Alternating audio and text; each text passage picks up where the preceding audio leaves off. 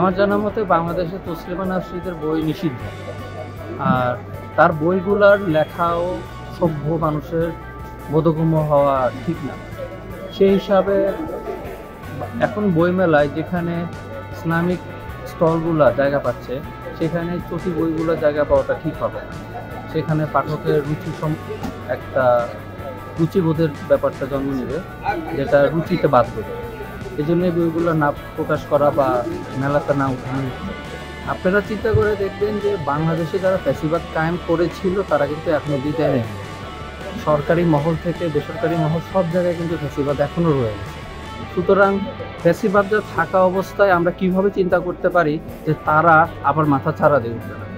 তারা জায়গায় জায়গায় মাথা ছাড়া দিয়ে উঠবে, এটাই স্বাভাবিক। এখন ফ্যাসিবাদ আমরা কঠোরস্থ যতক্ষণ না পর্যন্ত দমন না করব, আজকে 10 দিনে মাথায় উঠছে, এমনও হতে পারে ঠিক 5 দিন পর স্টলটা আবার খুলবে, আবার এগুলো বিক্রি শুরু হবে। আমরা ভুলে যাব, কারণ আমাদের একটার পর একটা আপডেট কন্টেন্ট আসে, আমরা ভুলে যাই। এই কন্টেন্টটা আমরা মনে রাখবো। মাওলানা ভাসানী বলেছিল, আমাদের কোনো কর্মকাণ্ডে যদি ভারতে খুশি হয় তাহলে বুঝবেন আমরা ভুল পথে যাচ্ছি, আর আমাদের কোনো কর্মকাণ্ড যদি তারা অখুশি হয় তখন বুঝবেন আমরা খুশি আছি। তারা এই জিনিসটাকে নেগেটিভভাবে নেওয়া, তার মানে আমরা এখনো সঠিক পথে আছি।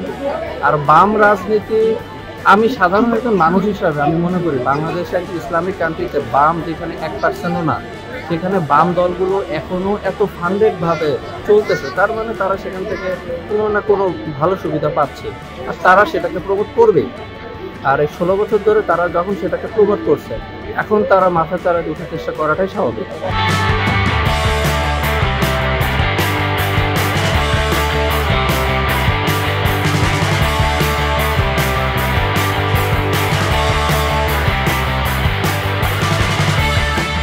হ্যাঁ, গতকালকে যে একটা অনুপ্রবেশ ঘটনা ঘটে গেছে, এতে কি গতকাল ঘটনার পরে মেলা মাঠ অনেকটা ফাঁকা হয়ে গিয়েছিল। মনে করেছিলাম যে ঘটনার একটা ছায়া আজকে মেলায় দেখতে পারবো, কিন্তু মেলা শুরু থেকে দেখতেছি যে না, লোকজনের ভিড় বেশি। এই ঘটনা পাঠকদেরকে তেমন কোনো অনুপ্রাণিত করতে পারে নাই। আর আজকে মনে হয় মাঘী পূর্ণিমার শিক্ষা বন্ধ ছিল, এই জন্য লোক সমাগম আরও বেশি হয়েছে। তো গতকালকের ঘটনা মেলা বইমেলা তেমন একটা প্রভাব পড়েনি, আমার মনে হয় প্রভাব পড়েনি।